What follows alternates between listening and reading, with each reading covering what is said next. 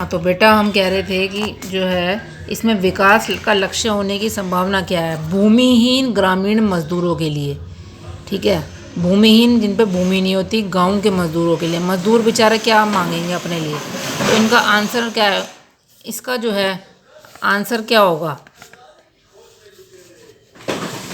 ए साक्षरता दर, दूसरा उत्तम समर्थक मूल्य, तीसरा विदेशों में बच्चों को बसाना, मजदूरी में बढ़ोतरी। भाई देखो, उच्च साक्षरता दर का मतलब है बहुत ज़्यादा पढ़ना। उच्चतम समर्थन मूल्य भी जाए, ये भी उनके उसमें नहीं आता।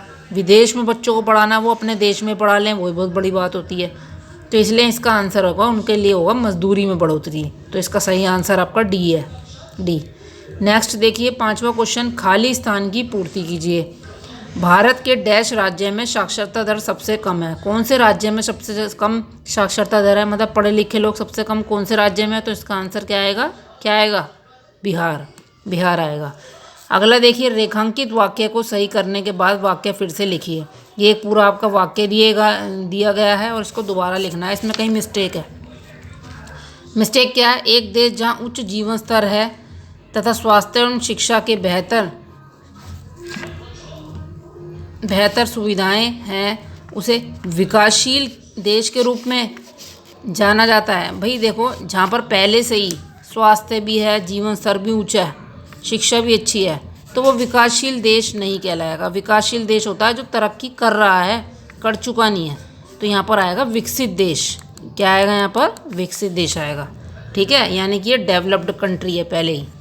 नेक्स्ट क्वेश्चन देखिए 7वां, नीचे कथन दिए गए हैं ए और आर, दोनों को पढ़कर सही बताना है, ठीक है। तो ए है, प्रत्येक व्यक्ति के लिए विकास के लक्ष्य अलग अलग होते हैं, प्रत्येक व्यक्ति की आवश्यकताएं अलग अलग हैं। तो इसका आंसर जो है ये ए वाला है, ठीक है, क्योंकि हर व्यक्ति के लिए विकास का लक्ष्य अलग है।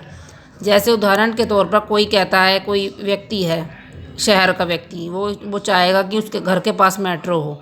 गांव का व्यक्ति तो ये नहीं चाहेगा कि मेट्रो हो, उसको बस मिल जाए, वही उसके लिए बहुत बड़ी बात है। तो इस प्रकार बेटा हर व्यक्ति के लिए जो उनकी आवश्यकताएं हैं, उनके लक्ष्य हैं विकास के, वो अलग अलग होते हैं।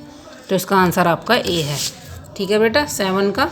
अगला क्वेश्चन है 8वां, सकल घरेलू उत्पाद क्या होता है। जीडीपी क्या होता है, यानी कि ग्रॉस डोमेस्टिक प्रोडक्ट क्या होता है। इसका आंसर क्या आएगा कि किसी देश में एक वर्ष के दौरान अर्थव्यवस्था के तीनों सेक्टर, प्राथमिक, द्वितीय और तृतीय, तीनों सेक्टर में जितनी भी कुल वस्तुएं और सेवाएं होती हैं, उसके मूल्य के योग को सकल घरेलू उत्पाद हम कहते हैं। यानी कि पूरे एक वर्ष में प्राइमरी, द्वितीय और तृतीय तीनों सेक्टरों में जितनी भी वस्तुएं उत्पादित होती हैं, उसके मूल्य के योग को हम क्या कहते हैं, सकल घरेलू उत्पाद कहते हैं। क्लियर हो गया बेटा। उसके बाद अगला है आपका, सार्वजनिक वितरण प्रणाली के तहत राशन की दुकानें लोगों की मदद कैसे करती हैं। भाई सार्वजनिक वितरण प्रणाली आपने 9th क्लास में भी पढ़ा था, ठीक है। सार्वजनिक वितरण प्रणाली मतलब पब्लिक डिस्ट्रीब्यूशन सिस्टम। इसमें क्या होता है, इसमें जो वस्तुएं होती हैं वो जो है अन्य दुकानों के मुकाबले सस्ते दामों पर गरीब लोगों को उपलब्ध कराई जाती हैं। और ये इसलिए होता है ताकि गरीबी और भुखमरी को नियंत्रित किया जा सके, ठीक है। क्लियर हो गई है। अगला है, मानव विकास रिपोर्ट किस संस्था द्वारा प्रकाशित की जाती है। मानव विकास मतलब ह्यूमन डेवलपमेंट रिपोर्ट किस संस्था द्वारा प्रकाशित की जाती है। तो ठीक है बेटा, तो मानव विकास रिपोर्ट जो है वो आपकी यूएनडीपी द्वारा प्रकाशित की जाती है। किसके द्वारा, यूएनडीपी द्वारा।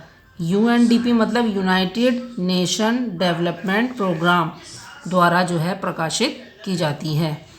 तो आई होप आपको बेटा ये 10 क्वेश्चंस जो हैं वो पूरी तरीके से क्लियर हो गए होंगे, और इसको फिर आपको वर्कशीट को पूरा करके भेजना है मुझे। ओके।